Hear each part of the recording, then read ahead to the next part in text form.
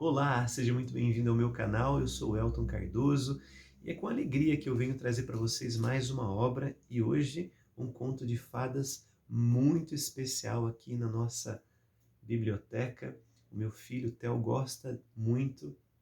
Eu tenho certeza que se você ainda não leu, muito provavelmente já assistiu alguma adaptação fílmica dos estúdios Disney. Eu quero falar um pouco também a respeito da diferença dessas versões, mas essa aqui, de maneira especial, ela vai trazer duas versões literárias da obra e uma apresentação belíssima do professor e escritor Rodrigo Lacerda, onde ele vai falar que o conto de fadas A Bela e a Fera foi baseado num personagem verídico. Olha que interessante. Ele vai dizer aqui no início: fontes e versões de uma história, uma fera de carne e osso. A história de A Bela e a Fera, por incrível que pareça, pode ter sido baseada num episódio verídico. Ele vai contar a história aqui de Pedro Gonçalves, um nobre que havia nascido no século XVI com uma doença rara, uma síndrome raríssima chamada a síndrome do lobisomem. Então ele nasce ali com uma doença cientificamente conhecida por hipertricose, em que ela é caracterizada pelo crescimento de pelos em todo o corpo, inclusive no rosto, salvaguardando os traços, né, do rosto, mas ele havia nascido com essa doença, com exceção da palma dos pés e das mãos, todo o seu corpo era coberto de pelos escuros.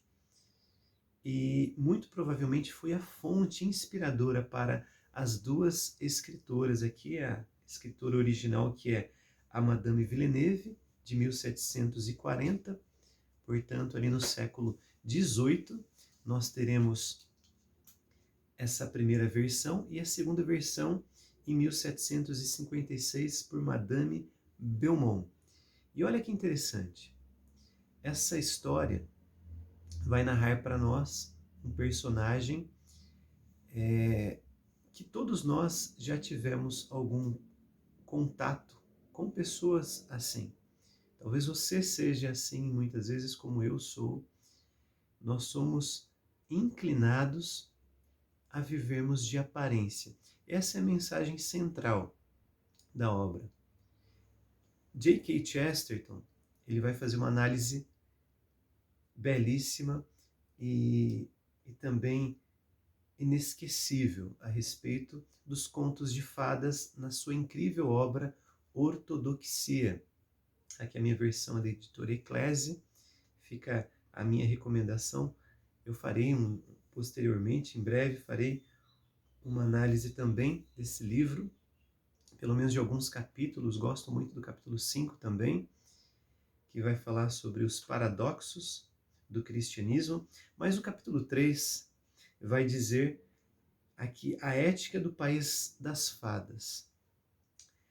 Chesterton, esse escritor britânico convertido ao catolicismo, grande apologeta, filósofo, literato, grande escritor, escritor ali dos contos detetivescos, né, do Padre Brown. Também farei uma live sobre esse livro. Ele vai falar sobre os contos de fadas aqui, o que nós podemos aprender, qual é a ética por trás dos contos de fadas. Ele vai dizer aqui, ó, na página 64, olha que maravilhoso isso, página 65. Trato aqui da ética e da filosofia dos contos de fadas. Se fosse descrevê-los em detalhes, poderia observar os muitos princípios nobres e saudáveis que deles emergem. Há a lição cavalheiresca de João e o pé de feijão. Os gigantes devem morrer porque são gigantescos. É um motim viril contra o orgulho. Olha que interessante, pois o rebelde é mais arcaico que todos os reinos, e o jacobino mais tradicional que o jacobita. Há a lição de A Cinderela, que é a mesma do Magnificat. Exaltavit humildes, exaltou os humildes. Ele vai dizer aqui que a Cinderela, por exemplo, seria um arquétipo a ser, um modelo a ser imitado pelas mulheres, porque é um símbolo mariano dentro dos contos de fadas. Olha que extraordinário isso, um símbolo de humildade. Ele diz aqui, por exemplo, sobre a Bela Adormecida. Nos narra como a criatura humana foi abençoada com todos os dons, mas ainda assim foi amaldiçoada pela morte. E com a própria morte pode talvez adormecer. Como nós somos agraciados, principalmente pelo dom da vida, mas todos nós temos algo em comum: morreremos. Iremos adormecer para essa vida terrena e despertar para uma vida sem fim. E ele diz aqui a respeito da Bela e a Fera: uma coisa deve ser amada antes de ser amável. E essa é a temática central de A Bela e a Fera. O personagem Fera, ele era um príncipe belíssimo, porém arrogante e vaidoso, que ao encontrar-se com uma velha mendiga que ele repele, ela irá transformá-lo numa horrível fera, uma horrenda fera, uma fera brutal ali, grotesca, uma aparência horrível, mas também inculta, segundo Madame Villeneuve. Olha que interessante, ele era culto, era um príncipe, portanto, havia recebido uma formação clássica, uma boa instrução a respeito das belas artes, por exemplo, e era um erudito, mas perde também sua capacidade culta, de conhecimento. E perde a sua beleza, ou seja, ele não tem atrativo nenhum, nada nele atrai, tudo nele repele. Por sua vez, a personagem Bela, filha de um rico comerciante, nos estúdios Disney, né, como nós sabemos que hoje, ainda mais, né, tem toda uma pauta ideológica nos seus filmes.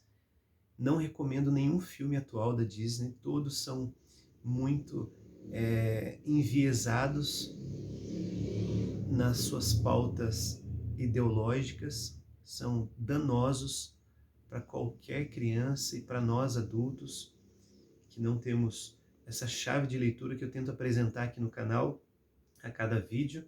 Mas os filmes mais antigos, mesmo sendo adaptações adocicadas dessas grandes obras literárias, eles trazem elementos muito ricos de virtudes, de conduta moral e também espiritual de maneira assim implícita, muito bonitos e imitáveis, que nós podemos olhar e desejar viver parecido. Porque nós temos em nós, segundo René Girard, um crítico literário francês, o desejo mimético. O que é isso? Nós assistimos um filme, nós lemos um livro e desejamos imitar o protagonista com suas ações valorosas, com suas virtudes, e desejamos repelir o antagonista, aquele vilão que tem uma conduta horrível. Nós olhamos para aquilo e falamos: não posso ser dessa forma. Olha o que vai acontecer comigo se eu mentir, olha o que vai acontecer se eu trair, se eu enganar. Mas ao mesmo tempo olhamos para aqueles personagens que são humanos como nós, ou criaturas, mas que possuem condutas humanas, virtuosas, e desejamos imitá-los. É o desejo mimético. E esse clássico, A Bela e a Fera, Madame Villeneuve vai dizer aqui que ela era filha de um rico comerciante que vai perder tudo. Mais ou menos o que acontece com Jó. A grande narrativa do Antigo Testamento, o servo de Deus Jó, que perde tudo após ser provado ali pelo tentador, que se apresenta a Deus e pede para pôr à prova a fé de Jó. Eu vou trazer também aqui a história de Goethe. Ele vai contar isso logo no começo, né, da sua história, abrindo um parênteses aqui, o grande clássico da literatura alemã, Goethe, Fausto de Goethe. Vai haver ali também a prova. E essa imagem de Jó também é interessante aqui para a Bela e a Fera, principalmente para o pai da Bela, onde ele é provado. E ele permanece sendo uma pessoa correta, uma pessoa, um bom pai, que continua mesmo tendo perdido posses, riquezas, continua sendo um bom pai. Mas os seus filhos se revoltam. Ele tem 3 filhos homens e 3 mulheres, e principalmente as mulheres são muito vaidosas, com exceção, 2 são muito vaidosas, com exceção de Bela, que era a mais linda das filhas, mas também a mais virtuosa. Aquela que na penúria continua sendo tão boa filha quanto foi na riqueza. Continua sendo solícita, aprende, por exemplo, os deveres domésticos. E aqui é uma grande lição para nós. Nós que preparamos os nossos filhos, talvez você seja um pai ou uma mãe assim, para ganhar dinheiro, para estudar, para ter uma profissão rentável, mas não prepara para os deveres, não prepara sua filha, por exemplo, para os deveres cotidianos domésticos, prosaicos de uma casa, como fazer uma comida, como arrumar a própria cama. E aqui eu me recordo do filósofo norte-americano ali, do livro 12 Lições para a Vida, e me fugiu o nome agora, onde ele vai dizer, antes de tudo, a primeira lição, arrume a sua cama. Jordan Peterson, me recordei, Jordan Peterson.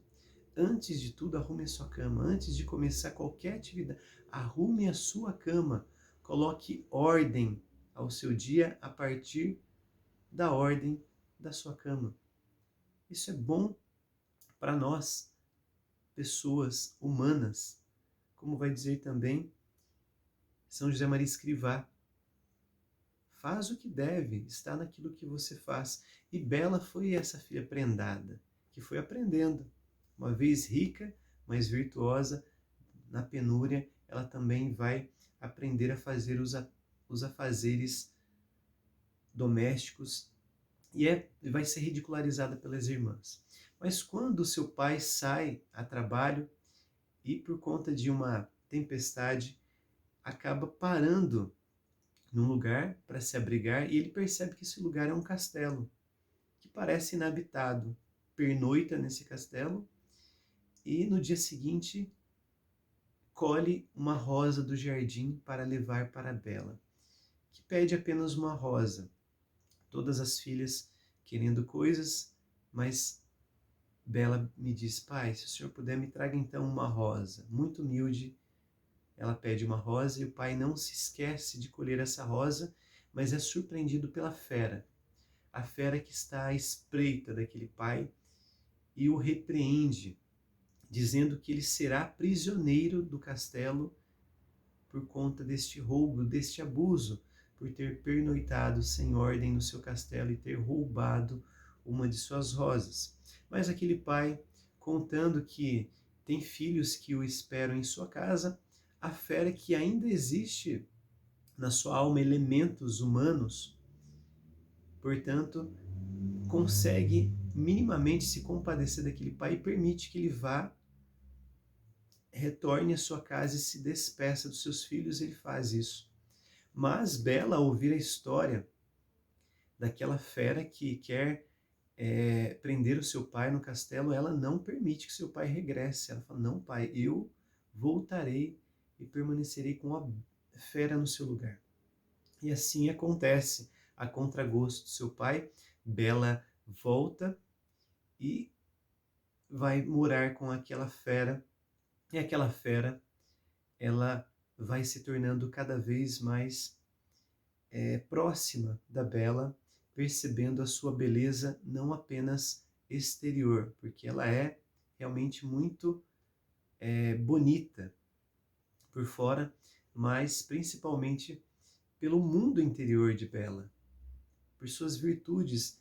Ela, por exemplo, estabelece sempre aí um contato com os livros. Ela que já havia lido muitos clássicos durante a sua juventude, no Castelo da Fera vai se deparar com uma suntuosa biblioteca e ali ficará encantada, e ela vai perceber na, naquela criatura horrenda que existe bons modos ali também, que ela sabe, mesmo sendo uma fera, mesmo sendo esse homem, e ela não sabia que a fera é um homem, né, mas um homem que foi animalizado, existe ali elementos humanos, como por exemplo a capacidade de dançar. E o filme vai mostrar bem isso. Naquela famosa valsa entre a Bela e a Fera, Fera começa a enxergar essa riqueza humana que existe, elementos humanos que existem na Fera, e ela vai conseguir enxergar aquilo que Chesterton nos ensina aqui: uma coisa deve ser amada antes de ser amável. Ele é grotesco, ele é inculto, ele não tem atrativos humanos para para ser amado, mas ele ainda existe resquícios de um homem ali. E a fera e a Bela consegue olhar para esses elementos e começa a amar, mas não consegue. E é interessante que não acontece, diferente, né, do filme, né, que parece tudo muito fácil, muito mágico. O livro vai contar que a Bela passa por um processo. Aos poucos, ela vai se sentindo atraída, ela vai se deixando amar e vai amando a fera aos poucos. A história você já conhece bem. Depois existe Gaston, que é um homem, um caçador, e o filme retrata bem Gaston, que tem ali um servo chamado Le Fou, que é a grande instrumento de inflação do seu ego, né? Vai sempre ali puxar, né, o seu saco, inflando o seu ego. Mas esse caçador tenta ferir a fera. Isso é retratado no filme e não no livro. No livro, por exemplo, na versão da Madame Villeneuve, a fera ela morre de saudades. Olha que interessante. Ela permite que a Bela volte para matar as saudades do pai e dos irmãos, mas as irmãs vaidosas e invejosas começam a atrasar o retorno da Bela, sabendo que a fera iria morrer se a Bela não retornasse. E assim acontece. Quando ela retorna, a fera já está caída no jardim, mas mesmo assim as lágrimas de amor da Bela ressuscitam não mais aquela fera, mas ressuscitam um belo príncipe. Mas no filme vai acontecer de maneira diferente. Existe uma pétala ali que é como se fosse um relógio, simboliza um relógio, que a última pétala, quando cair, a fera vai se tornar, vai permanecer fera, aquele homem embrutecido por todo o sempre. Mas a Bela, ao demonstrar a compaixão diante do ferimento quase que mortal ali, sofrido pela fera, e todo o seu amor, as suas lágrimas, a fera irá também ressuscitar para se tornar um príncipe.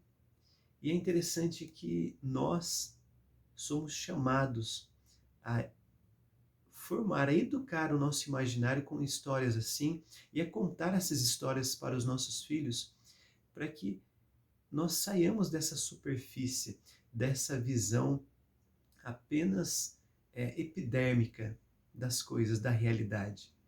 Nós precisamos emergir na realidade. E uma boa história nos instala na realidade. Faz com que nós consigamos contemplar a beleza e tem um filósofo chamado Roger Scruton, filósofo britânico. Ele vai dizer o seguinte: penso que estamos perdendo a beleza e existe o perigo de que com isso percamos o sentido da vida. Quando nós perdemos a capacidade de contemplar a beleza, nós perdemos o sentido da vida. E essa obra vai dizer que a beleza não está apenas na estética. Aquela fera esteticamente era grotesca, ela era horripilante, mas havia elementos de verdade ali, elementos de bondade, que são os transcendentais do ser, segundo Santo Tomás de Aquino. Então, tudo aquilo que é belo de verdade possui bondade e verdade. Por que quando nós olhamos para um crucificado, você que é católico, cristão como eu, nós vemos ali uma imagem de um homem sofredor, o homem das dores, segundo Isaías, que não tinha aparência humana, mas que as pessoas viravam o rosto ao vê-lo passar. O servo sofredor de Isaías, ele é belo, ele é a beleza de todas as belezas, a formosura de todas as formosuras, segundo Santa Teresa d'Ávila, porque existe o sumo bem ali. Ele é a suma bondade, a suma verdade e a suma beleza, portanto. Nós precisamos da beleza dos contos de fadas. Como disse Chesterton, nós precisamos aprender a contemplar essa beleza para que a nossa vida tenha sentido.